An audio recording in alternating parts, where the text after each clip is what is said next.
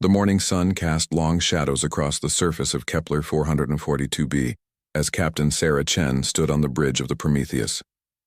The human colony below looked peaceful from orbit. Farms stretched across green valleys, and small cities dotted the landscape. It had taken humanity 20 years to build this world into something that could support 500,000 people. Chen was a tall woman with graying hair and sharp eyes that had seen too many battles. She wore the simple blue uniform of the Colonial Defense Force. Her ship, the Prometheus, looked nothing like the sleek vessels she had commanded in the old Earth Wars. It was a big square block of metal and ceramic plates. Most people would mistake it for a cargo hauler. That was exactly what Chen wanted them to think. The bridge was quiet except for the soft hum of computers. Lieutenant Martinez sat at the sensor station, watching the screens that showed empty space around their solar system. Ensign Park monitored communications from the colony below. Dr. Elena Vasquez, the ship's chief scientist, checked readings on a device that looked like an ordinary computer terminal, but was much more important than anyone could guess. "Captain," Martinez said suddenly, "I'm getting readings on the long-range sensors. Multiple contacts jumping into the outer system." Chen moved to his station and looked at the display. 12 large shapes had appeared near the edge of the solar system. They were moving fast toward the inner planets where the human colony sat. "Size estimates?" Chen asked. "Each one is about 3 times our length. They're not broadcasting any identification signals." Chen nodded. She had been expecting this day for years. Humanity had been alone in space for so long that they had started to think they might be the only intelligent species in the galaxy. 3 months ago, that changed. When the first alien contact probe reached Earth, the message had been simple and direct. Other species ruled this part of space. Humans would need permission to stay on their colony world. The permission had been denied. "Sir," Park called out, "the alien ships are sending a message. It's being broadcast on all frequencies." "Put it on screen," Chen ordered. The main display flickered and showed the face of an alien creature. It had dark purple skin and 4 yellow eyes arranged in a diamond pattern on its large head. Sharp teeth filled its mouth when it spoke. The voice came through the translation software in flat, emotionless words. "I am Admiral Zektar of the Vorthak hegemony. This system now belongs to us. The primitive species calling itself human will remove all settlements and ships within 1 standard day. Any who remain will be destroyed." The alien's 4 eyes seemed to focus directly on the camera. "We have claimed 17 worlds from lesser species. Your resistance will be brief and pointless. This is your only warning." The transmission ended, leaving the bridge in silence. "Well," Dr. Vasquez said quietly, "he seems friendly." Chen almost smiled. Elena had been with her for 8 years, through the Mars Rebellion and the Belt Wars. The scientist never lost her sense of humor, even when facing impossible odds. "Martinez, what can you tell me about their ships?" Chen asked. The lieutenant studied his instruments.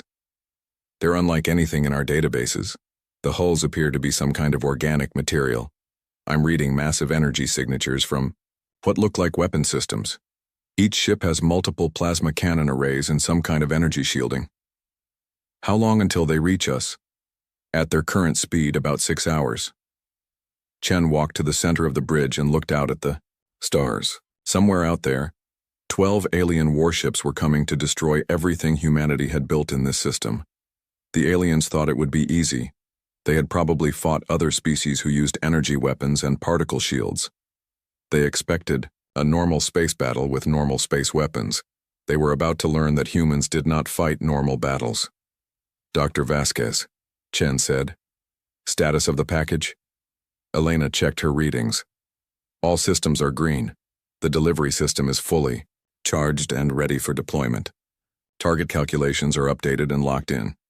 "Good. Park, send a message to Colony Control. Tell them to begin evacuation procedures immediately. Use Code 7 protocols." Park's hands moved quickly over his console. Code 7 meant total evacuation. Every person on the planet needed to get into the underground shelters or onto transport ships within the next few hours. "Message sent, Captain. Colony Control acknowledges Code 7 evacuation." Chen hoped they would move fast enough. What was about to happen would be visible from the planet's surface. She wanted as few people as possible to see it. "Sir," Martinez called out. "The alien fleet is changing formation. They're spreading out into attack positions." Chen studied the tactical display. The Vorthak ships had formed a line with their largest vessel in the center. It was a classic attack formation used by species who relied on energy weapons and shields. They would focus their fire on the human ship until its defenses failed, then finish it with concentrated plasma bursts. "They're scanning us," Martinez reported. "Multiple sensor sweeps across our hull." Chen could imagine what those scans were showing the aliens. The Prometheus had thick armor made of simple steel and ceramic composites. No energy shields, no visible weapon arrays. The power readings would show normal fusion reactors, nothing exotic or threatening. To any advanced species, it would look like a cargo ship with some extra armor plates welded on. "Perfect. Captain," Park said, "we're receiving another transmission from the lead alien ship. On screen." Admiral Zektar appeared again, but this time his 4 eyes showed what might have been amusement. "We have examined your vessel, humans. You send a cargo hauler against the mightiest fleet in this sector of space. Your technology is centuries behind ours. This will not be a battle. It will be an execution." The alien leaned forward, and his sharp teeth gleamed in the light. "Perhaps we will keep some of your kind alive for study. Your foolish bravery is interesting." The transmission ended. "Charming fellow," Dr. Vasquez muttered. Chen looked around her bridge at the crew who had followed her through 3 different wars. They were calm and professional, but she could see the tension in their faces. They knew what was coming. They also knew their chances of survival were very small. "Listen carefully," Chen said. "In about 5 hours, we're going to fire 1 shot. After that, this war will either be over or we'll all be dead. Either way, we're going to send these aliens a message they'll never forget." She paused and looked each crew member in the eye. "For the last 30 years, humanity has been preparing for this day. We knew that someday we would meet a species that thought we were weak. Today we teach them the difference between looking weak and being weak." Martinez straightened in his chair. "Orders, Captain?" "Begin final preparations. Dr. Vasquez, start the charging sequence. Martinez, plot our intercept course. Park, send 1 final message to the alien fleet. Tell them we decline their generous offer." As her crew worked, Chen stared out at the approaching enemy ships.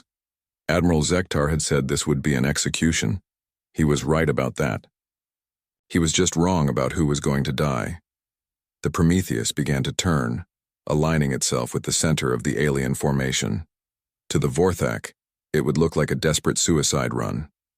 Chen hoped they would keep thinking that, right up until the moment everything changed. The war for humanity's future was about to begin with a single shot that would echo across the galaxy. The bridge of the Prometheus had become a place of quiet focus. Captain Chen moved between stations, checking readouts and speaking softly with her officers.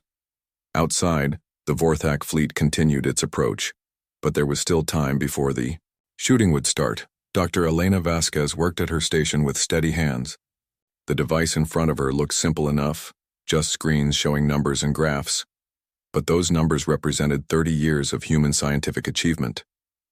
The package was humanity's answer to a universe that seemed designed to crush them. "Charging sequences at 40%, she reported. "All magnetic containment fields are stable.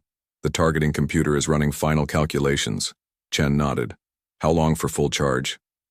3 hours and 20 minutes. "The timing will be perfect." At the weapons station, Chief Petty Officer Kim ran through his checklist for the 3rd time.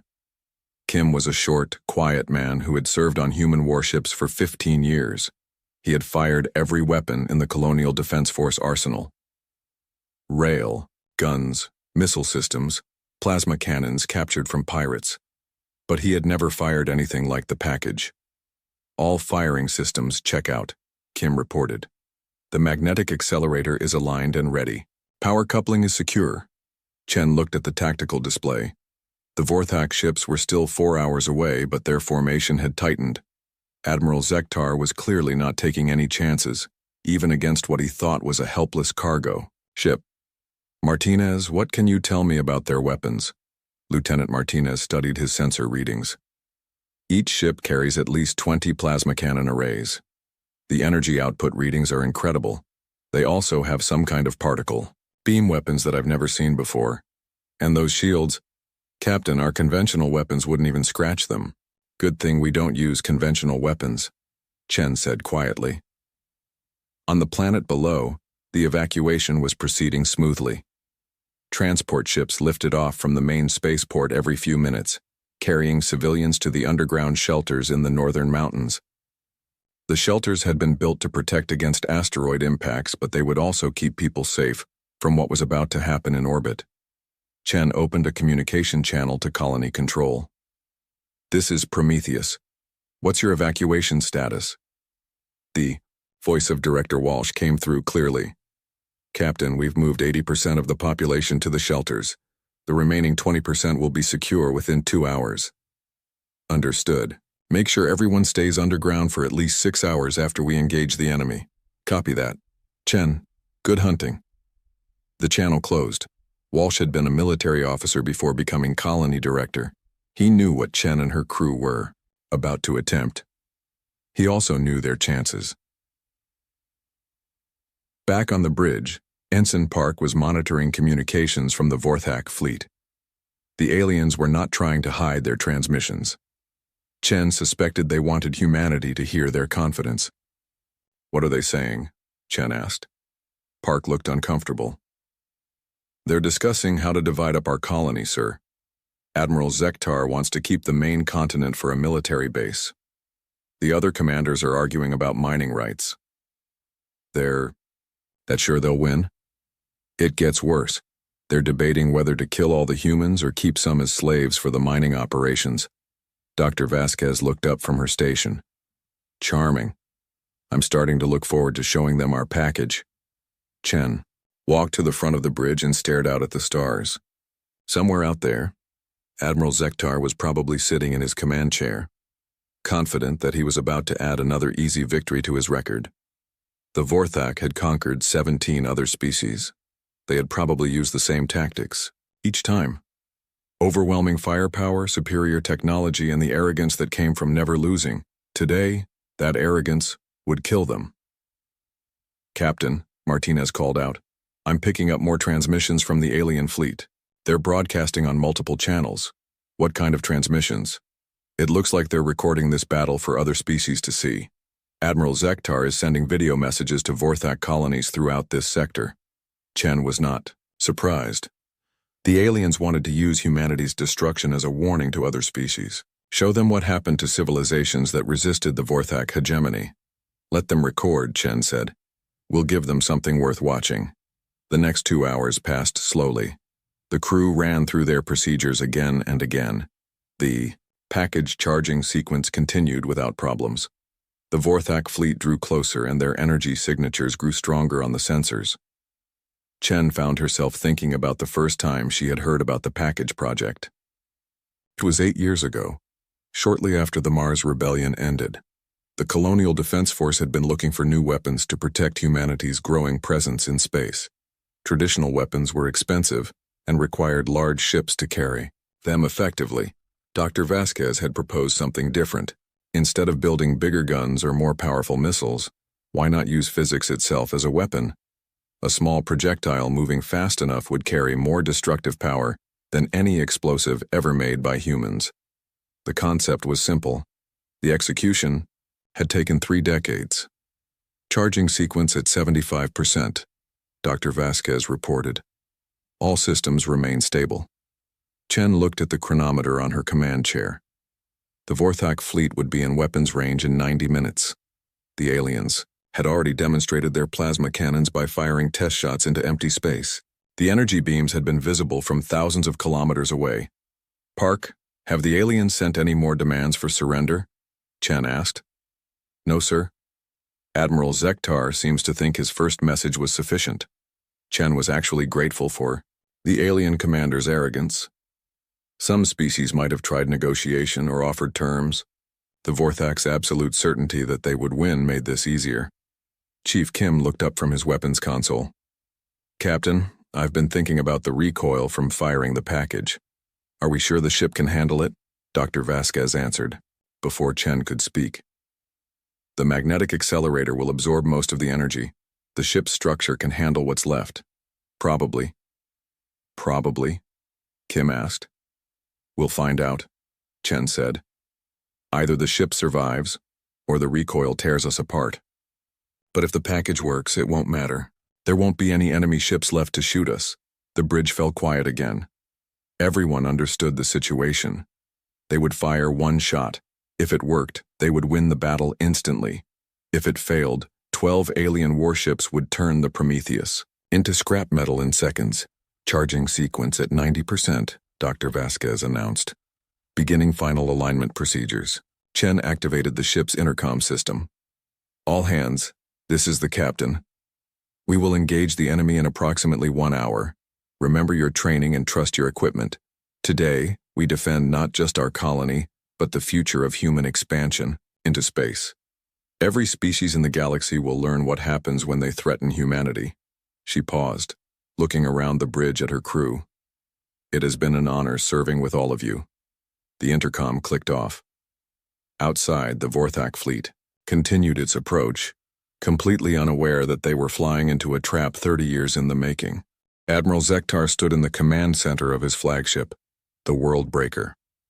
Around him, dozens of Vorthak officers worked at stations that pulsed with bioluminescent light. The ship itself was alive, grown rather than built, and it responded to his thoughts through neural implants behind his 4 eyes. The human ship appeared on the main display as a small, pathetic rectangle of metal. Zektar's tactical officers had completed their scans hours ago. No energy shields, primitive fusion reactors, armor that looked like it belonged on an industrial transport vessel. The humans had sent their weakest ship to face the hegemony's most powerful fleet. Commander Thus, Zektar called to his second-in-command. Begin recording. I want every species in this sector to see what happens to those who resist us. This activated the communication array. Recording on all channels. Admiral, the message will reach 12 star systems within the hour. Zektar nodded with satisfaction. The destruction of this human colony would serve as a warning to other primitive species. Submit to the hegemony or face total annihilation. It was a simple message that had worked 17 times before. Sir, the weapons officer reported, all plasma batteries are charged and ready. The particle beam array is online. Should I target their engines first? Zektar considered the question. Standard procedure was to disable enemy vessels and force their surrender, but these humans had been particularly stubborn in their refusal to submit. Perhaps a demonstration of power would be more effective. Target their weapon systems, he ordered. I want them helpless but alive. They need to watch their colony burn before we finish them. The bridge crew prepared for combat with practiced efficiency. The Vorthak had been conquering other species for over 2 centuries. Their tactics were refined through countless victories. Overwhelming firepower, superior technology, and the complete certainty that no primitive species could stand against them. On the tactical display, the human ship was moving into what appeared to be an attack position. Zektar found this amusing. The vessel was orienting itself to face his fleet directly, as if it planned to charge straight into their formation. Admiral, Theiss said, the human ship is positioning itself for a frontal assault. Should we adjust our formation? Zektar's 4 eyes glittered with amusement. No, let them come. I want to see what these humans think they can accomplish with their cargo hauler. The range closed steadily. In 30 minutes, the human ship would be within optimal weapons range. Zektar could have opened fire already, but he wanted to be close enough to see the expression on the human captain's face when their pathetic vessel was torn apart. Sir, the communications officer announced, we're receiving a transmission from the human ship. Put it through. The display showed a human female in a simple blue uniform. She had gray hair and calm eyes that reminded Zektar of a predator, waiting to strike. The comparison bothered him for reasons he couldn't explain.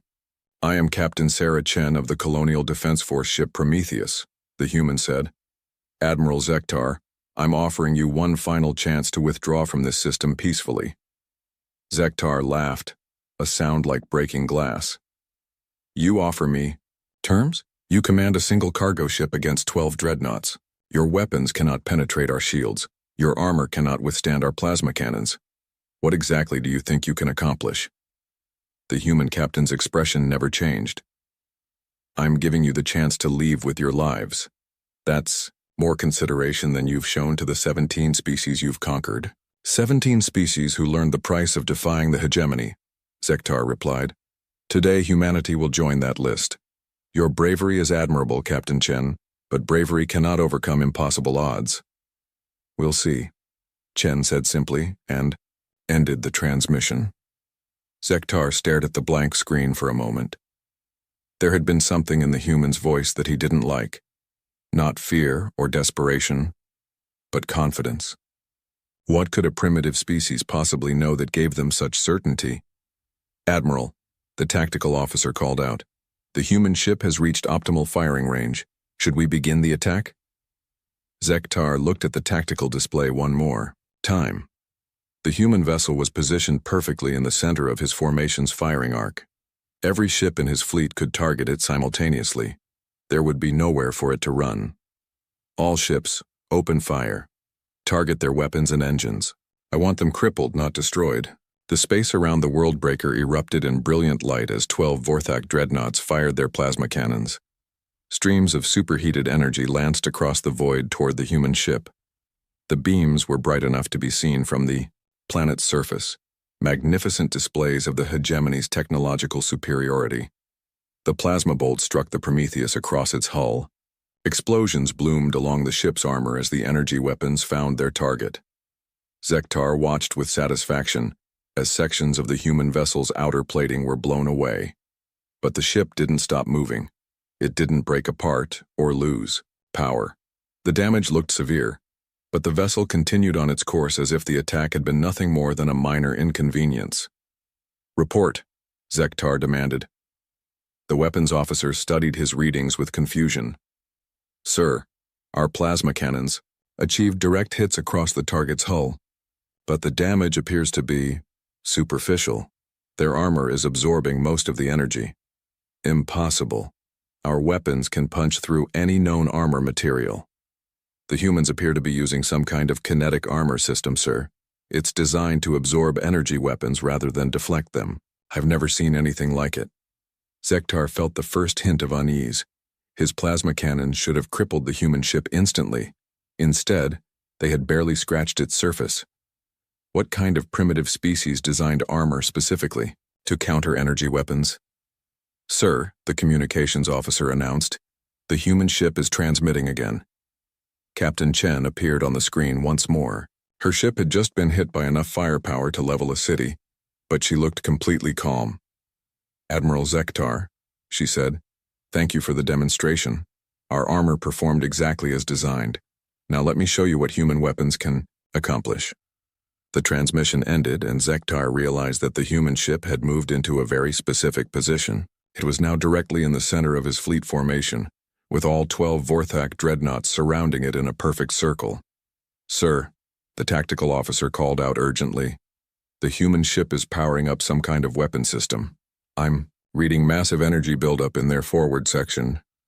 Zektar looked at the display and felt a chill run through his body. The human ship wasn't trying to escape or maneuver for a better position. It had deliberately placed itself in the center of his formation for a reason. All ships, maximum power to shields, he ordered. Prepare for... He never finished the command. Captain Chen had just taught the Vorthak hegemony that sometimes the most dangerous predator is the one that looks helpless. The space around the Prometheus began to change in ways that defied everything Zektar thought he knew about warfare. The humans were about to demonstrate that 30 years of preparation could overcome centuries of conquest in a single devastating moment. Admiral Zektar's reign of terror was about to end with one shot that would rewrite the rules of galactic warfare forever. Captain Chen stood at the center of her bridge, watching the tactical display that showed 12 alien warships surrounding her vessel. The Vorthak plasma cannons had scarred the Prometheus's hull, but the damage was exactly what she had expected. Human armor wasn't designed to look impressive. It was designed to work. Dr. Vasquez, final status report, Chen ordered.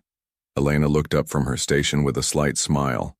All systems are green, Captain. The package is fully charged and ready. For deployment, target solutions are locked and confirmed.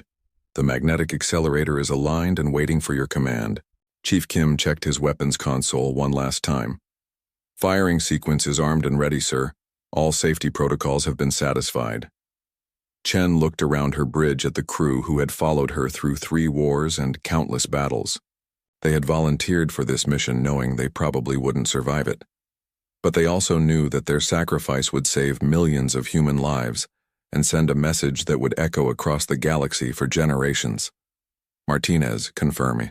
Our position relative to the enemy fleet. We are at the exact center of their formation, Captain.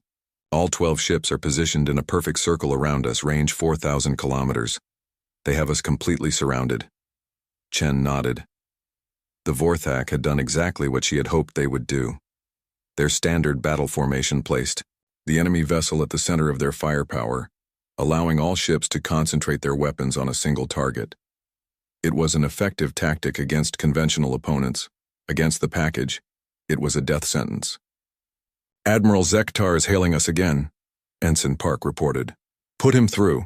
The alien commander appeared on the main screen, his 4 yellow eyes blazing with anger and confusion. Captain Chen, your armor may have protected you from our first volley, but you cannot survive a concentrated bombardment. Surrender now, and I will grant you a quick death.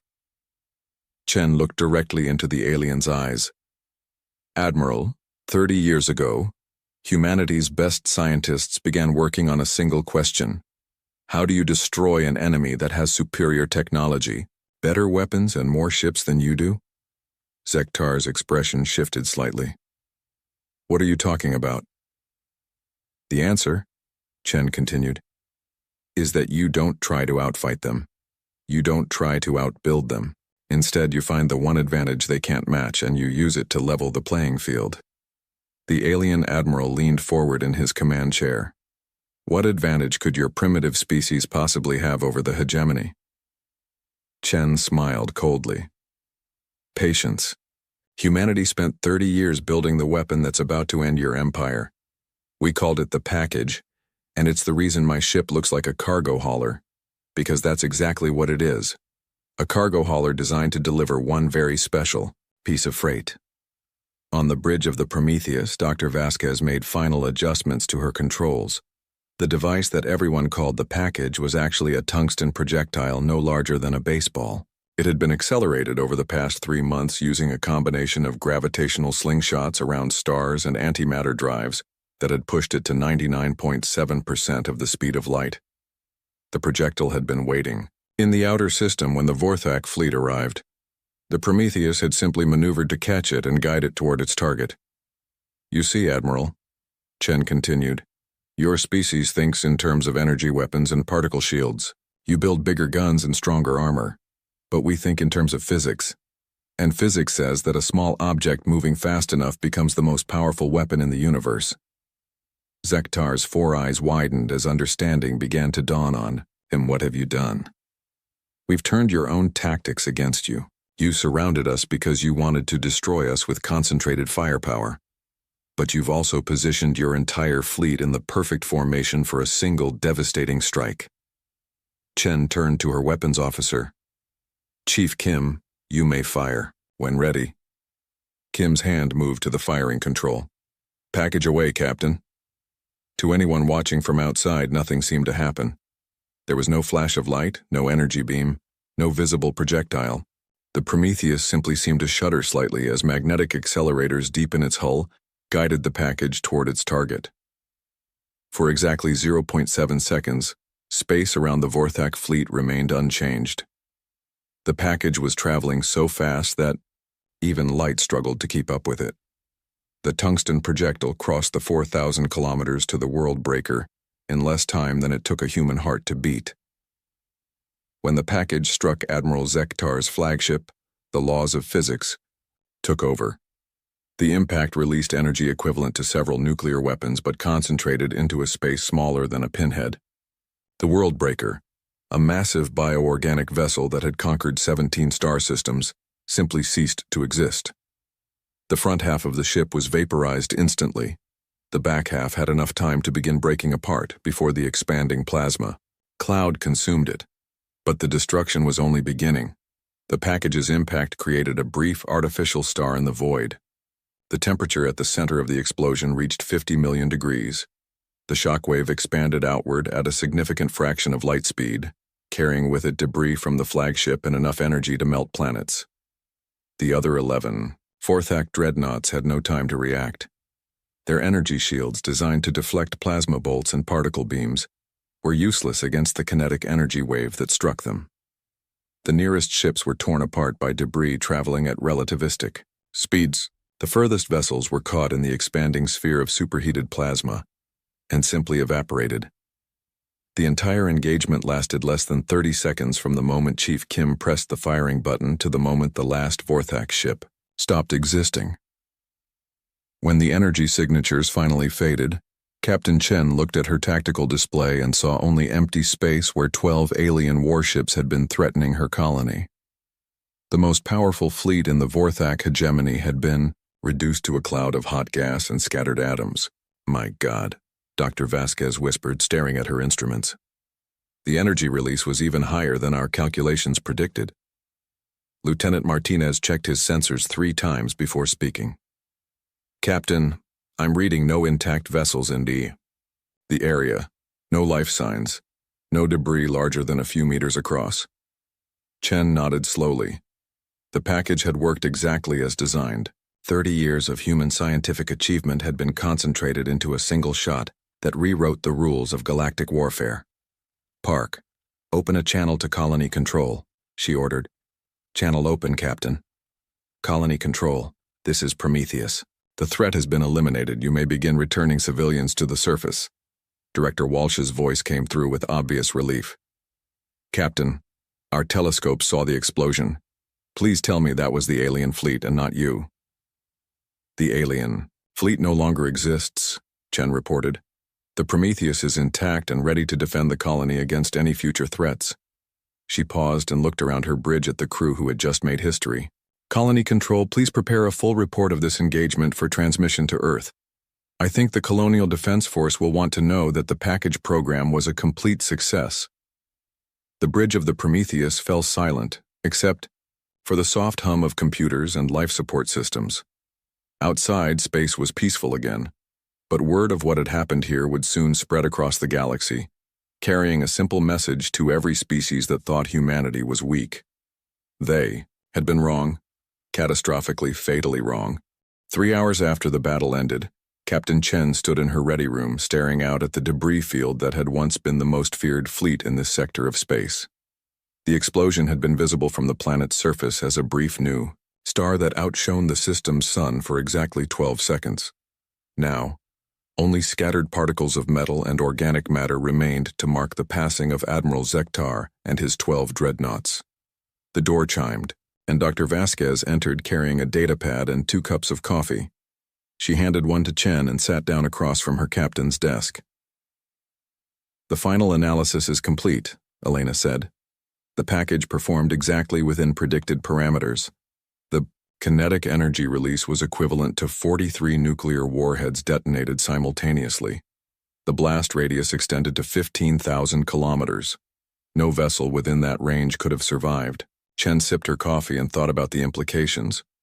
What about our own ship? How did we survive being so close to the explosion? The Prometheus was positioned just outside the lethal radius, and our armor was specifically designed to handle the electromagnetic pulse and radiation burst. We took some damage to our outer hull plating, but all critical systems remained operational. And the package delivery system? Elena smiled grimly. Completely destroyed as expected. The magnetic accelerators were vaporized by the energy release. It will take 6 months to rebuild them, assuming we can get the components from Earth. Chen nodded. Each package weapon could only be used once. The delivery system had to be rebuilt after every shot, and each tungsten projectile took years to accelerate to combat velocity. It was not a weapon for prolonged conflicts. But for sending a message to the galaxy about humanity's capabilities, one shot had been more than enough. Captain, Ensign Park's voice came through the intercom. We're receiving multiple communications from various sources. Some of them are interesting. Chen and Dr. Vasquez returned to the bridge, where Park had organized the incoming messages by priority and origin. The communications board showed transmissions from dozens of different star systems. "What do we have?" Chen asked. Park looked at his screen with barely concealed excitement. "Sir, word of the battle has spread faster than we expected.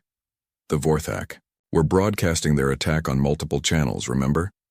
Alien species across 12 star systems watched Admiral Zektar's fleet get destroyed in real time. Show me the most important messages first." The main screen displayed a series of alien faces, each more unusual than the last. The first was the insectoid creature with compound eyes and mandibles that clicked when it spoke. "Greetings, humans of the vessel Prometheus. I am Hive Speaker Zach of the Chitinous Collective. We have observed your victory over the Vorthak oppressors. Our species was the 14th to fall to their fleet. We wish to discuss alliance possibilities and mutual defense agreements." The next message came from a being that looked like a walking tree with silver bark and leaves that shimmered with their own light. "Captain Chen, I am Grovemind Silverleaf of the Botanical Congress. The Vorthak destroyed 3 of our colony worlds last year. We offer our worlds as refueling stations for human ships in exchange for protection from future hegemony attacks." Chen watched message after message from species that had been conquered, threatened, or intimidated by the Vorthak. Hegemony. The destruction of Admiral Zektar's fleet had done more than eliminate a military threat. It had shattered the myth of Vorthak invincibility that had kept dozens of species in fearful submission. "Any messages from hostile species?" Chen asked. Park nodded grimly. "Several, Captain. Most are demanding explanations of our weapons technology. A few are making threats if we don't share the package design with them." "And our response?" "I've been sending them the same message you approved. Humanity seeks peace with all species. We also prepare for war with equal dedication. Choose wisely which you prefer." Dr. Vasquez looked at the communications display with interest. "It's remarkable how quickly this has spread. The news of our victory will reach every inhabited system in this part of the galaxy within a few weeks." Chen thought about the implications. For 30 years, humanity had been preparing for the day when they would encounter a hostile alien species. They had built their weapons, trained their crews, and developed their tactics in secret. Now, the secret was out. Every species in the galaxy would know that humans possessed weapons capable of destroying entire fleets with a single shot. Some species would want to become allies. Others would want to acquire human technology. A few would probably decide that humanity was too dangerous to be allowed to exist. "Captain," Martinez called from his station, "I'm detecting new contacts on the edge of the system. 3 ships, unknown configuration, approaching at high speed." Chen moved to the tactical display. 3 sleek vessels had just entered the outer system and were heading directly toward the colony world. They were smaller than the Vorthak dreadnoughts, but moved with the fluid grace of advanced technology. "Are they broadcasting any identification signals?" "Yes, sir. They identify themselves as representatives of the Galactic Trade Consortium. They're requesting permission to approach and open diplomatic communications." Chen had heard of the Trade Consortium. They were one of the most powerful organizations in known space, controlling commerce between hundreds of different species. If they were sending representatives to humanity, it meant the news of the package had reached the highest levels of galactic civilization. "Grant them permission to approach, but keep our defensive systems ready." "Dr. Vasquez, how long would it take to prepare another package?" Elena consulted her datapad. "With our current resources, impossible. We would need to return to Earth and use the Luna shipyards to rebuild the delivery system, and we don't have any more tungsten projectiles accelerated to combat velocity. So, we're down to conventional weapons if these new visitors turn hostile." "I'm afraid so, but Captain, I don't think they're here to fight. The Trade Consortium doesn't survive by making enemies of species that can destroy fleets. They survive by making profitable deals." 2 hours later, Chen sat in the main conference room of the Prometheus, across from 3 alien diplomats. The lead representative was a tall, elegant being with pale blue skin and large, intelligent eyes. It introduced itself as Trade Minister Veltar of the Consortium Economic Council. Captain Chen, the minister said in perfect English, "We have observed your recent demonstration of military capability. The Galactic Trade Consortium is very interested in establishing formal relations with humanity." "What kind of relations?" Chen asked carefully. "Mutual benefit agreements. Your species clearly possesses advanced weapons technology. The consortium has resources, information, and connections throughout known space. We believe we can help each other." The minister activated a holographic display that showed trade routes between star systems. The Vorthak hegemony controlled 17 worlds and their surrounding space lanes. With their fleet destroyed, those territories are now open for new management. The consortium would like to propose joint development of those systems with human military protection and consortium economic expertise. Chen studied the display. The proposed territories included some of the richest mining systems and most strategic hyperspace routes in this part of the galaxy. The offer was incredibly generous. What does the consortium want in return? Nothing unreasonable.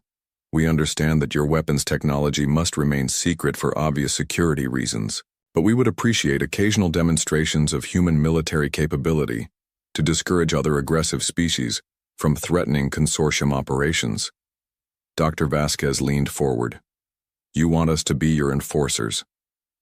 Trade Minister Veltar's expression remained neutral. "We prefer the term security partners. The galaxy is a dangerous place, Captain Chen. Species like the Vorthak emerge regularly, claiming territory and destroying civilizations. The consortium maintains peace through economic incentives and diplomatic pressure, but sometimes more direct measures are necessary."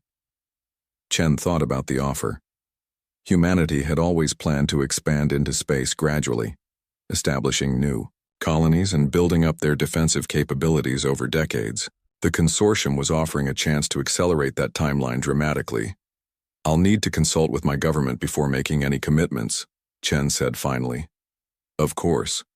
But Captain, you should know that similar offers are being prepared for presentation to several other species that have recently demonstrated impressive military capabilities. The consortium values exclusive partnerships." The meeting ended with polite formalities, but Chen understood the underlying message. Humanity could join the galactic community as a major power, or they could remain isolated while other species took advantage of the opportunities the package had created. That evening, Chen stood on the observation deck of the Prometheus, looking down at the colony world that had started this whole conflict. The lights of human cities twinkled across the night side of the planet, peaceful and secure now that the Vorthak threat had ended. But Chen knew this was only the beginning. Word of humanity's victory was spreading across the galaxy, carrying both opportunity and danger. Some species would want to be friends, others would want to be. The dark skies above the Arecibo Observatory in Puerto Rico were clear that night. John Collins stood alone on the observation deck, his eyes fixed on the massive radio telescope below. After 15 years as a Marine and another 10 as an astronomer, very little surprised him anymore. But the data flowing into his monitors tonight was unlike anything he had ever seen.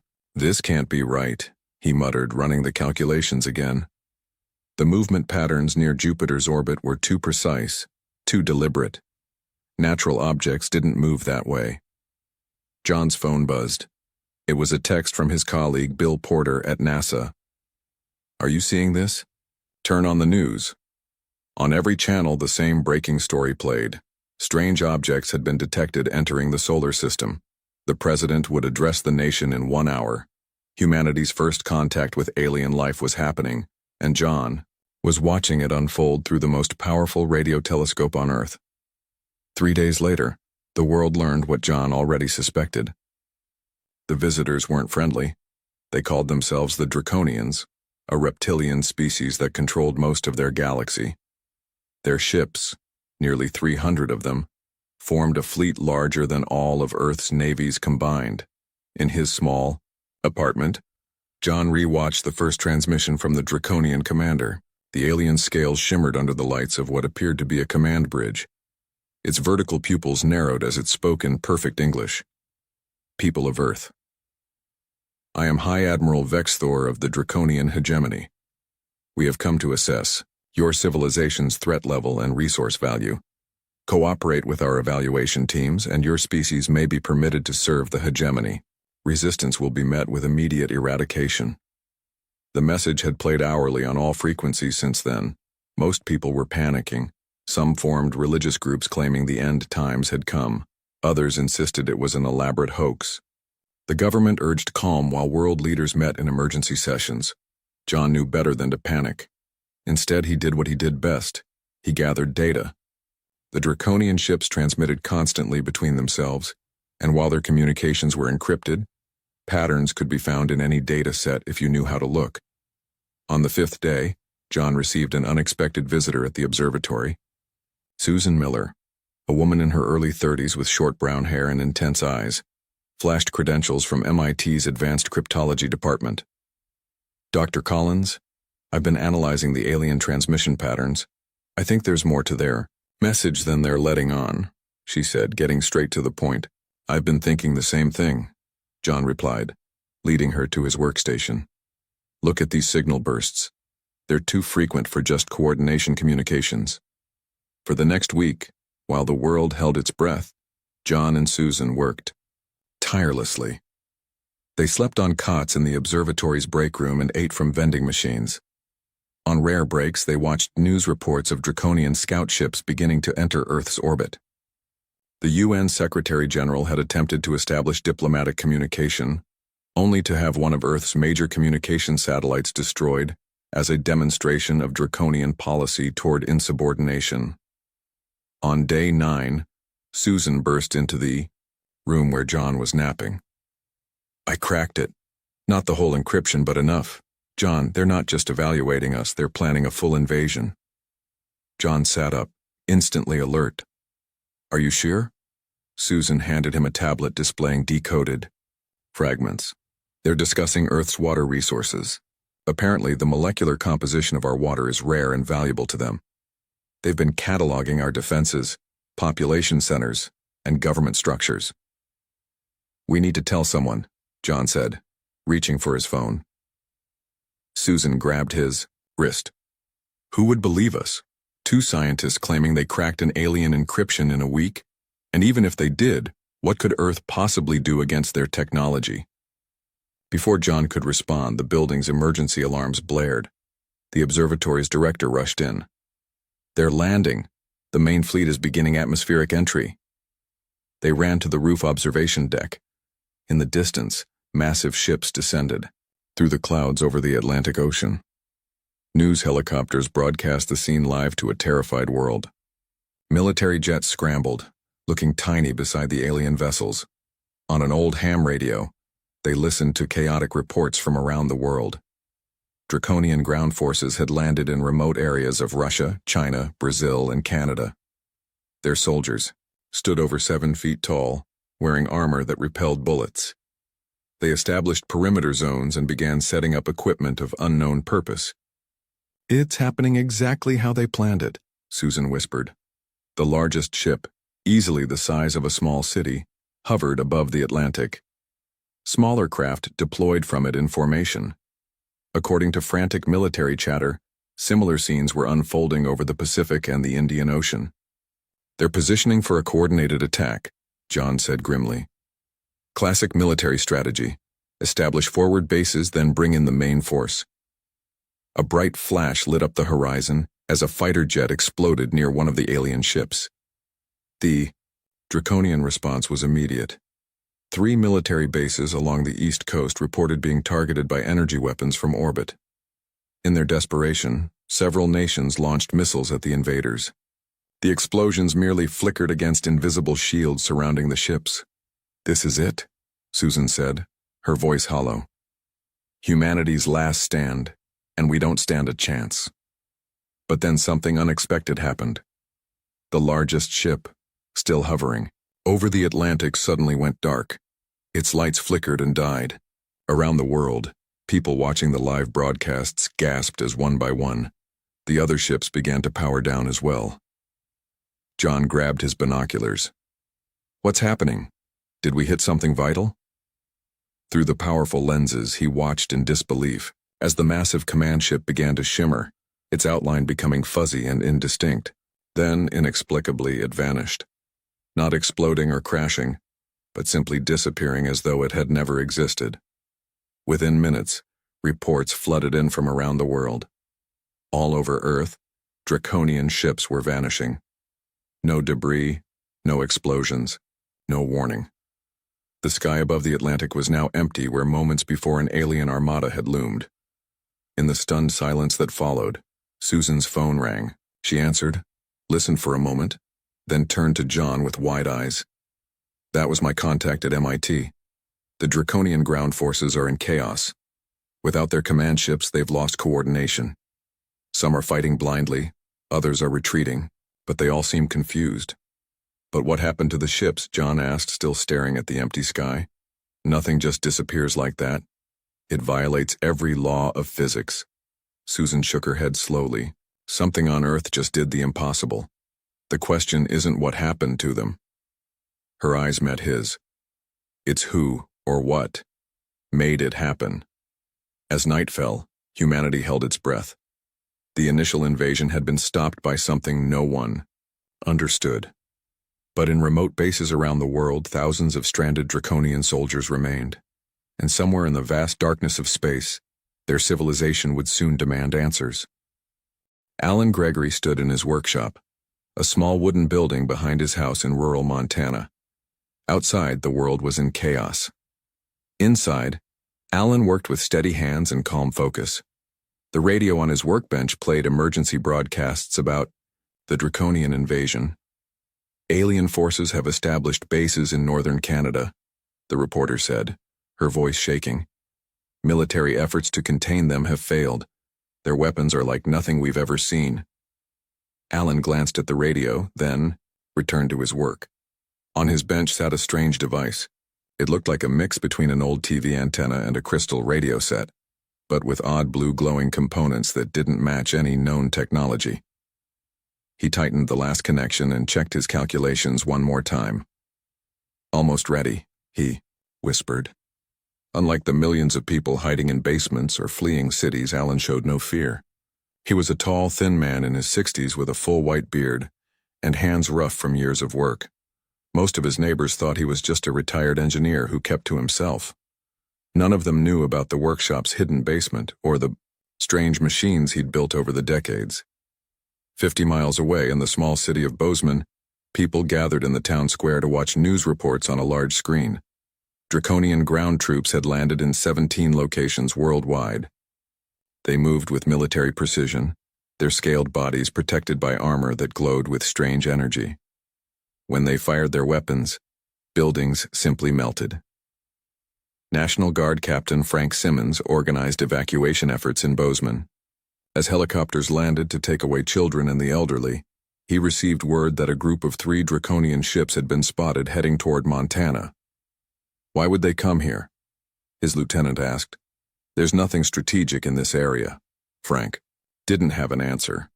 The aliens had targeted major cities, military bases, and government centers. Rural Montana made no sense as a target. Back in his workshop, Alan connected his device to a larger machine in his basement. This second machine hummed with power. It wasn't connected to the electrical grid. Instead, it drew energy from what looked like a small blue crystal at its center. Alan checked his watch. According to his calculations, the main draconian fleet would be entering Earth's lower atmosphere within the hour. Their invasion pattern was exactly as he had expected. He had seen it before, though no one would believe him if he told them how or when. Around the world, the invasion continued. In Washington, D.C., the president and key officials had been moved to a secure bunker. In Beijing, draconian forces had established a perimeter around the city. In Moscow, military units fought house to house against alien soldiers who seemed impossible to kill. Susan Miller and John Collins had been flown from Arecibo to a secure facility in Colorado. Their work decoding draconian communications had made them valuable to the military's desperate defense planning. Their main force is coming in now, John said, pointing to satellite images. We're tracking over 300 ships entering the atmosphere in formation. The images showed massive vessels descending toward Earth from space. Each ship was larger than an aircraft carrier, with smooth, dark surfaces that reflected no light. They moved with perfect coordination, spreading out to cover every major population center on the planet. If all those ships deploy ground forces, it's over, Susan said quietly. Even if every bullet fired by every soldier on Earth hit its mark, we wouldn't have enough ammunition. The military general in charge of the facility looked grim. We have nuclear options, but initial strikes showed their shields can withstand direct hits. In his Montana workshop, Alan Gregory made a final adjustment to his device. The blue crystal pulsed faster as he carefully turned a dial. "Begin sequence," he said softly, pressing a series of buttons in a specific pattern. The machine hummed louder. The crystal's blue light spread through connecting cables to the antenna-like structure. Alan moved quickly to a small computer and typed in a string of commands. On the screen, a map of Earth appeared with glowing dots representing the Draconian fleet. "Resonance field activating," Alan said to himself. "Harmonic synchronization in 3, 2, 1. He pressed enter. At first, nothing seemed to happen. The machine hummed slightly louder. The blue light pulsed faster. Then Alan noticed something on his computer screen. One of the dots representing a Draconian ship was blinking. Then another. And another. High above Earth, something impossible was happening to the Draconian invasion fleet. The massive command ship, carrying High Admiral Vexthor and the invasion's leadership, experienced a strange phenomenon. A barely visible wave of blue energy passed through its hull. Systems remained functional, but officers on the bridge looked around in confusion. "What was that?" the Admiral demanded. Before anyone could answer, a strange shimmer appeared at the edges of the ship. The shimmer moved inward, and where it passed, parts of the ship simply vanished, not destroyed, just gone, as if they had never existed. The Admiral had just enough time to reach for an emergency communicator before the shimmer reached him. Then he too was gone. Across Earth's skies, the same phenomenon affected every Draconian ship in the main fleet. A blue energy ripple, a strange shimmer, and then nothing. Within 12 minutes, over 300 ships vanished without a trace. No explosions, no debris, no distress signals. They were simply erased from existence. In the Colorado facility, Susan and John stared at their monitors in disbelief. "They're gone," John said. "How is that possible?" The satellite images showed clear skies where moments before hundreds of ships had been. Radar operators confirmed. No debris, no readings, nothing. "It's like they were never there," Susan whispered. The general grabbed a phone. "Get me the president, and find out if anyone knows what the hell just happened." Reports came in from around the world. The remaining Draconian ground forces, suddenly cut off from their command structure, fell into disarray. Some continued fighting with increased desperation. Others abandoned their positions and retreated to the few small scout ships that hadn't vanished. In his Montana workshop, Alan Gregory shut down his machine. The blue light faded. He carefully removed the crystal and placed it in a lead-lined box, which he then locked and stored under a floorboard. He knew what would happen next. People would come looking for answers. They always did. He walked outside and looked up at the sky. It was a clear day in Montana. No sign of the cosmic battle that had just been won. He took a deep breath of the pine-scented air. "That should buy us some time," he said to himself. "But they'll be back. They always come back." In Washington, D.C., the president emerged from the bunker to address a confused but hopeful nation. No one could explain what had happened to the Draconian fleet. Scientists offered theories about atmospheric anomalies, secret weapons, or mass equipment failure, but none of the explanations made sense. In a small office at CIA headquarters, Director Patricia Novak assembled a special team. Their mission: find out how an invincible alien fleet had been defeated. "I want satellite data, atmospheric readings, energy signatures, everything," she told them. "Something or someone on this planet made those ships disappear. I want to know what, how, and why." One of her analysts raised his hand. "Ma'am, We're detecting an unusual energy reading from a location in Montana. It spiked at exactly the same time the fleet vanished. Patricia looked at the map where a small red dot glowed in a remote area of Montana. Find out who lives there, she ordered. Now. Linda Reeves had never left Earth before.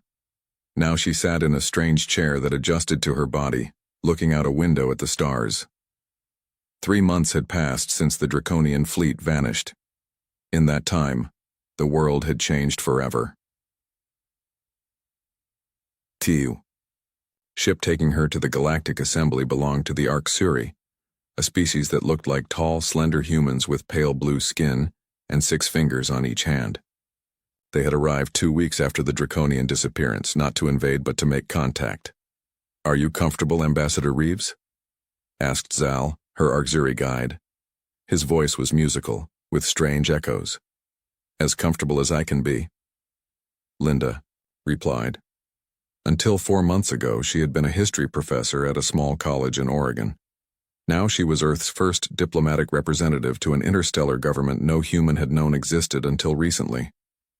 "We will arrive at the assembly station in 6 hours, Zal said. "The emergency session begins shortly after. The Draconians are impatient for answers." Linda nodded. According to the Storie, the Draconian hegemony was one of the oldest and most powerful civilizations in the known galaxy. They had lost contact with their invasion fleet and they wanted to know why. "We can't tell them what we don't know," Linda said. Back on Earth, the investigation into the fleet's disappearance continued. CIA Director Patricia Novak stood in a secure room deep beneath Langley, Virginia. Maps and screens covered the walls. In the center was a holographic projection created using salvaged Draconian technology. "What do we know for certain?" she asked her team. A young analyst named Paul stepped forward. At exactly 2:47 p.m. Eastern Time, an energy pulse originated from this location in Montana. He pointed to a red dot on the map. 12 minutes later, the entire Draconian fleet was gone. No radiation, no debris, nothing. Patricia nodded. "And the Montana connection? The property belongs to Alan Gregory, age 67, retired electrical engineer, lives alone. No criminal record, pays his taxes on time, keeps to himself. But here's where it gets strange." Paul tapped on his tablet, and a new image appeared on the main screen. "These are satellite photos of his property taken over the last 30 years. The photos showed the same small house and workshop, unchanged across decades. Look at these energy readings," Paul continued. "His property uses less electricity than a normal refrigerator, yet we detected a massive energy surge during the incident." "What about Gregory himself?" Patricia asked. "That's another oddity. We have his birth certificate, school records, employment history, all normal. But we can't find any relatives, and neighbors say he's lived there forever. Some older residents say they remember his father living there before him, who looked exactly the same." Patricia frowned. "Where is he now?" "In protective custody at our Montana facility. He came willingly when agents arrived, almost like he was expecting them." In space, Linda prepared for her first meeting with the Galactic Assembly. The Storie ship had docked at an enormous station that curved like a crescent moon. Through the windows, Linda could see ships of all shapes and sizes. Some looked organic, others purely mechanical. The diversity was overwhelming. 17 spacefaring civilizations make up the assembly, Zal explained as they walked down a corridor. The Draconians are founding members and one of the most influential. "And now they think someone destroyed their fleet," Linda said. "Not destroyed, disappeared. There's a difference, and it worries them greatly." They entered a vast circular chamber. Representatives from various species sat in tiered sections. Some looked almost human. Others were completely alien. Crystalline structures, gaseous forms contained in special suits, beings that seemed made of living metal. At the center of the chamber stood a Draconian. Taller than the ones that had invaded Earth, this one wore ornate armor with glowing symbols. Its scales were deep red and its eyes burned with anger. "That is Supreme Commander Krasnar," Zal whispered. "The highest military authority in the hegemony. Krasnar was addressing the assembly. His voice boomed through the chamber, automatically translated into each listener's language. 3 months have passed since our expeditionary force vanished in the Sol system. 3 months of excuses and delays. We demand action. The technology capable of such an act threatens the security of all spacefaring species. A being made of what looked like flowing water rose from one section. The Draconians haven't shared why their expeditionary force entered Sol system in the first place. Our intelligence suggests it was an invasion fleet, Krasnar hissed. We were responding to potential threats. The humans have advanced rapidly. Their technological development follows patterns that concern us. Another representative stood. This one resembled a giant insect with compound eyes. This isn't the first time Draconian forces have vanished, is it, Commander? Our records show similar incidents on at least 8 other worlds over the past 3 millennia. The chamber filled with murmurs. Krasnar's scales darkened with rage. Those incidents are classified by assembly security protocols. How dare you? Because those worlds share unusual characteristics, the insect-like being continued. All developed intelligent life independently. All showed unusual energy signatures.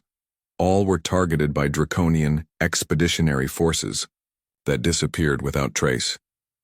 Linda listened carefully. This was new information. Earth wasn't the first world where this had happened. An elderly Arxuri rose from the center platform. This emergency session will now recognize the representative from Earth, Ambassador Linda Reeves, who may provide insights into recent events. All eyes turned to Linda as she walked to the speaking platform. She felt the weight of billions of lives, human and alien, on her shoulders. Members of the Galactic Assembly, she began, her voice steadier than she felt. Earth did not destroy the Draconian fleet. We don't possess technology capable of such an act. The fleet's disappearance is as mysterious to us as it is to you. Krasnar stepped toward her. Up close, he was even more intimidating. You expect us to believe that a primitive species just happened to benefit from the disappearance of our most advanced battle group? Linda stood her ground. We were defending ourselves from an unprovoked invasion, but the method of that defense remains unknown to us. Lies, Krasnar roared. Your world holds secrets. The energy signature we detected matches patterns from the other restricted worlds. This cannot be coincidence. The chamber erupted in arguments. Linda was escorted back to her seat as representatives shouted over each other. Finally, a chime sounded, bringing order. The elderly Arxuri spoke again. The evidence presented is concerning. A scientific mission to Earth seems warranted. Will Earth permit such an investigation, Ambassador Reeves? Before Linda could answer, a small being approached her. Unlike the others, this one seemed to shimmer slightly, as if not entirely solid. It whispered in her ear. Do not agree yet. We must speak privately. We are the Solarii. We know what happened to the Draconians and why Earth is special. As Linda looked at the shimmering being in surprise, Krasnar's voice boomed again. We don't ask permission. I have dispatched a battle group to the Sol system. They will uncover whatever weapon was used against our fleet, and those responsible will face draconian justice. The chamber descended into chaos. Through it all, the Solarii representative stayed by Linda's side. Earth is in grave danger, it whispered. The Draconians don't seek justice. They seek power. Your world contains secrets older than any civilization. In this assembly, secrets the Draconians have hunted for millennia. Linda looked at the being in confusion. What secrets? We're newcomers to interstellar travel. Humans may be, the Solarii replied, but Earth is not. It was home to those who came before all of us. Back on Earth, in a secure facility in Montana, Alan Gregory sat in a plain interview room. He had answered the same questions for 3 months. He showed no signs of stress or worry. A door opened and Kate Rodriguez entered. Unlike the other investigators, she carried no files or recording devices. Mr. Gregory, she said, sitting across from him, I think it's time we talked about what's really beneath your workshop. Kate Rodriguez sat across from Alan Gregory in the bare interview room. Unlike the other agents who had questioned him over the past 3 months, she came with a different approach. She placed a small device on the table between them. "Do you know what this is, Mr. Gregory?" she asked. Alan looked at it without surprise.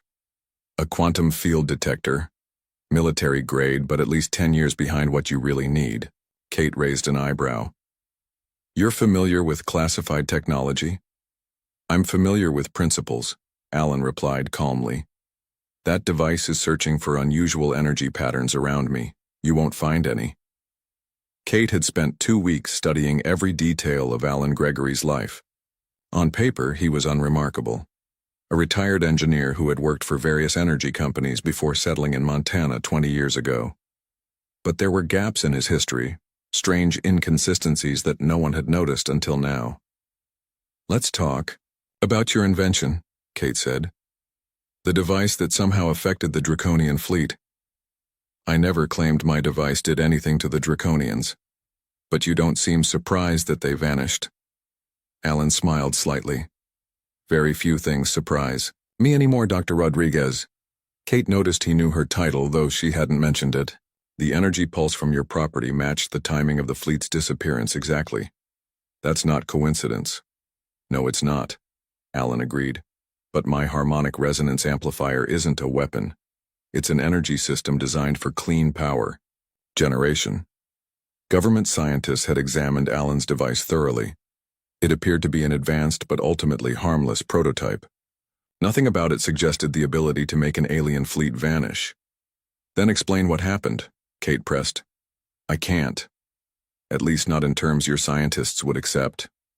Alan leaned forward. "What if I told you the device wasn't the cause, but more like a key that unlocked something else?" While Kate questioned Alan, Linda Reeves met secretly with the Storie representative in a private chamber aboard the Galactic Assembly Station. The being's form shimmered constantly, making it hard to focus on. "Who are you exactly?" Linda asked. "And what do you know about Earth?" "We are the Storie," the being replied. Its voice seemed to come from everywhere and nowhere at once. "We are observers. We have monitored your world for millennia, because Earth is special." "Special how?" The Solari's form shifted, becoming more defined. It resembled a tall humanoid, made of golden light. "Earth is one of 18 worlds in this galaxy with a unique energy signature. The Draconians call them restricted worlds, after losing forces on each one.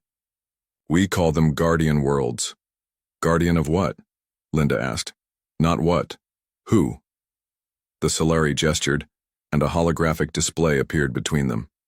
It showed a spiral galaxy with 18 points of light. Long before any current species achieved space travel, there were the predecessors. They were the first advanced civilization in our galaxy. I've never heard of them. Few have. Their civilization vanished 500,000 years ago. Most believe they destroyed themselves or fell to some disaster. The truth is more complex. They didn't vanish. They evolved beyond physical form. Back on Earth, Kate Rodriguez had made a decision. She left the Montana facility alone and drove to Alan Gregory's property. The government had searched it thoroughly, but Kate had a theory. She parked her car and approached the workshop where the mysterious device had been found. Inside, she saw nothing unusual. A simple workbench, tools, the space where the device had been. But something felt wrong. The workshop was exactly what everyone would expect. Too perfect, like a movie set. Kate ran her hands along the walls, the floor. She measured the inside dimensions and compared them to the outside. There was a discrepancy.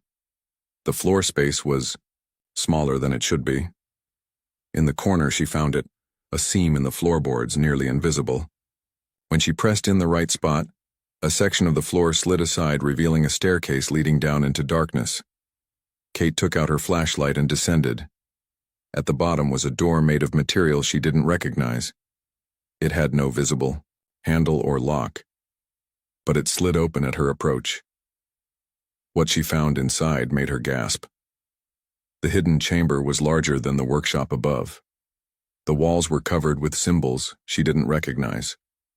In the center stood a pedestal with a glowing blue crystal similar to the one found in Alan's device, but much larger. Most shocking were the walls lined with journals. Kate pulled one out and saw it was dated 1947. She opened another, 1908, another, 1876, all written in Alan Gregory's handwriting. There were photographs too. Alan in the 1940s looking exactly as he did now. Alan in the early 1900s unchanged. In space, the Solari continued explaining to Linda. The predecessors seeded many worlds with life, including Earth. But on 18 DAOs, special worlds, they left something more. A defense system designed to protect developing intelligent life from exploitation. A defense system that makes ships disappear? Linda asked. Not exactly. The system doesn't destroy. It shifts aggressive invaders slightly out of phase with normal space-time. You're saying the Draconian fleet still exists?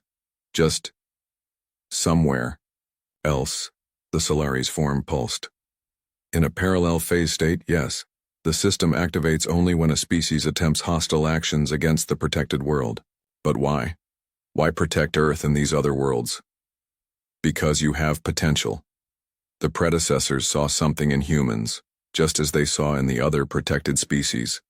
They left guardians to watch over your development. Guardians? Like you? No.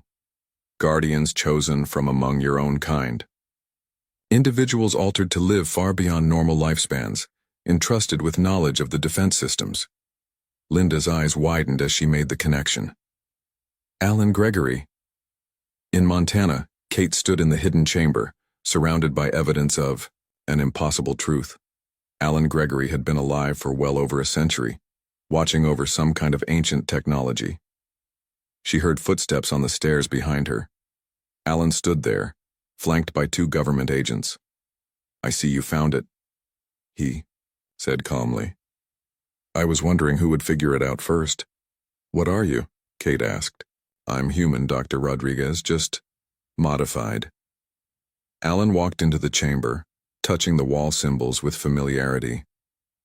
I was born in 1880. In 1908, I was a young scientist investigating the Tunguska event in Russia. What fell there wasn't a meteor. It was a vessel. A vessel? You mean a spacecraft? Alan nodded. The last physical remnant of the predecessors.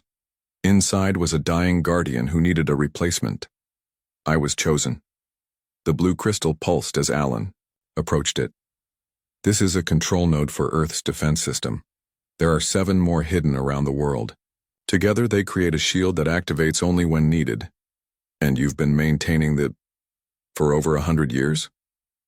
Kate was struggling to process it all. I'm not the first guardian of Earth, and I won't be the last. Alan looked at her with eyes that suddenly seemed ancient. The Draconians have been searching for predecessor technology for thousands of years. It's the source of many of their advancements. Now they've traced it to Earth. The invasion wasn't just about conquest, Kate realized. They were looking for this. Yes, and they're coming back with a much larger force. My activation of the defense system has confirmed what they suspected. Earth is a guardian world. In deep space, a massive Draconian battle group moved toward the Sol system. Unlike the previous fleet, this was no mere invasion force. This was a third of the entire Draconian military might. Ships of all sizes, carrying weapons capable of cracking a planet's crust. On the command ship, Supreme Commander Krasnar studied the reports from advanced scouts. The primitive humans were oblivious to what was coming. Their planet held the greatest prize in the galaxy, working predecessor technology. With it, the Draconians would become the undisputed masters of all known space. The humans don't even understand what they possess, he told his officers. Once we locate and seize the control nodes, nothing will stand in our way. Back on Earth, Alan Gregory stood in his hidden chamber with Kate Rodriguez. We need to prepare, he said. When the Draconians return, they'll come with technology designed to counter the defense system. I can't stop them alone this time. What do we do? Kate asked. Alan placed his hand on the crystal. It glowed brighter, responding to his touch. First, we need to find the other guardians. Then we need to activate the full network. Earth has been running on a passive defense system for millennia. It's time to wake it completely. In the darkness of space, beyond the edge of the solar system, the draconian battle group approached. Earth's greatest challenge, and the revelation of its ancient legacy, was about to begin. The world's major governments gathered in an emergency session at the United Nations. Screens showed the approaching draconian battle group. It was 3 times larger than the previous fleet and would reach Earth in less than 48 hours. CIA Director Patricia Novak addressed the Security Council. "We have confirmation from our new alien contacts. This is not just an invasion force. The Draconians have committed nearly a third of their entire military to this operation." The Secretary General looked grim. "Can we negotiate?" "No," Patricia said. According to Ambassador Reeves at the Galactic Assembly, the Draconians believe Earth possesses technology they've been seeking for thousands of years. They won't stop until they have it. In Montana, a remarkable gathering took place in Alan Gregory's hidden chamber. Alan stood with Kate Rodriguez, John Collins, and Susan Miller. They had been chosen carefully, people who could understand what was at stake and help with what needed to be done. "The Draconian battle group has technology designed to counter the defense system," Alan explained. "They've learned from their previous losses. We need to activate the full network before they arrive." "But you said there are 7 other nodes around the world," Kate said. "How do we find them in time?" Alan smiled. "We don't have to find them. We just need to contact their guardians." He placed his hand on the crystal. It glowed brighter, sending pulses of blue light through the strange symbols on the walls. "I'm sending out a signal. The others will respond." Within hours, responses came in. Other guardians existed in remote locations: the Sahara Desert, the Amazon rainforest, Siberia, the Australian outback, the Himalayas, an island in Indonesia, and deep beneath the Pacific Ocean. All had been living in secret, maintaining their nodes of the ancient defense system. "How is this possible?" Susan asked. "How could people like you exist without anyone knowing?" "We stay hidden," Alan replied. "We move every few decades, change identities. Most of us were chosen centuries ago, like me. The youngest has been a guardian for only 80 years. "And you're all human?" John asked. Alan nodded. "Modified to live longer, heal faster, and access the predecessor systems. But still human. The predecessors believed each species should be protected by its own kind." In space, Ambassador Linda Reeves returned to Earth aboard the Storie ship. The Solari representative came with her. When they landed, they were taken directly to Montana, where Alan and the others waited. The Solari being looked at Alan with recognition. "Guardian?"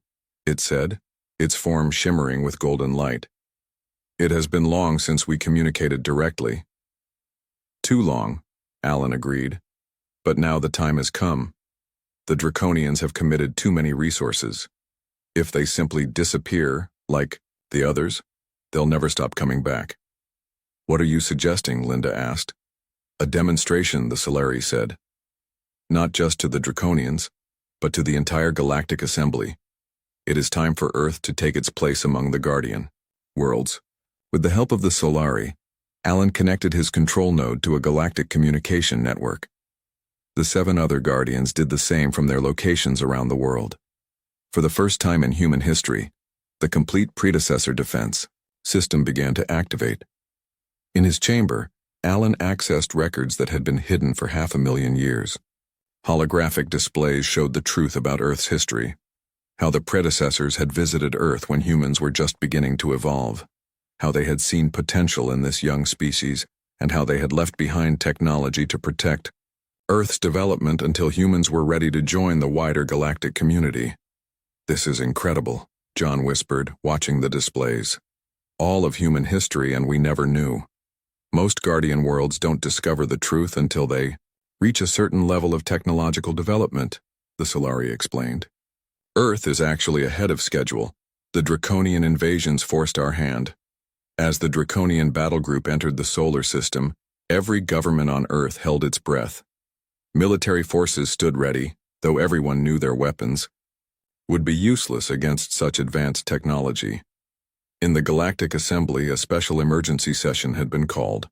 Representatives from all 17 spacefaring civilizations watched as the Draconians approached Earth.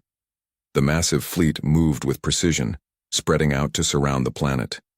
Supreme Commander Krasnar demands Earth's immediate surrender and the handover of all predecessor technology, the Assembly moderator announced. He has authorized me to inform you that refusal will result in planetary bombardment. Linda Reeves stood before the Assembly. Through the Solarii network, her image was now being broadcast to Earth as well. Earth does not recognize Draconian authority, she said firmly. We are a guardian world protected by technology left by the predecessors. We now claim our rightful place in the galactic community. Krasnar's reptilian face appeared on the largest screen. Brave words from a primitive species. Your defenses worked once through surprise. We are prepared now. Are you? Linda asked. She nodded to someone off-screen. In Montana, Alan Gregory and the 7 other Guardians, connected through their nodes, activated the full predecessor defense system. Blue energy surged through the ancient technology, more powerful than the pulse that had affected the previous fleet. Across Earth, strange structures that had been buried for thousands of years began to emerge from the ground, the ocean floor, mountain ranges, and deserts. These were not weapons but transmitters, each pulsing with the same blue energy. In space, the Draconian ships detected the energy buildup. They activated their shields, ready for whatever had removed their previous fleet. Your tricks won't work twice, Krasnar said confidently. This isn't the same defense, Linda replied. This is the full system, awakening for the first time in 500,000 years. The energy from Earth's transmitters reached out into space. But instead of affecting the Draconian ships, it created a massive display visible to the entire fleet and broadcast to the Galactic Assembly. It showed the history of the predecessors, how they had evolved beyond physical form, how they had selected 18 worlds to protect, and why.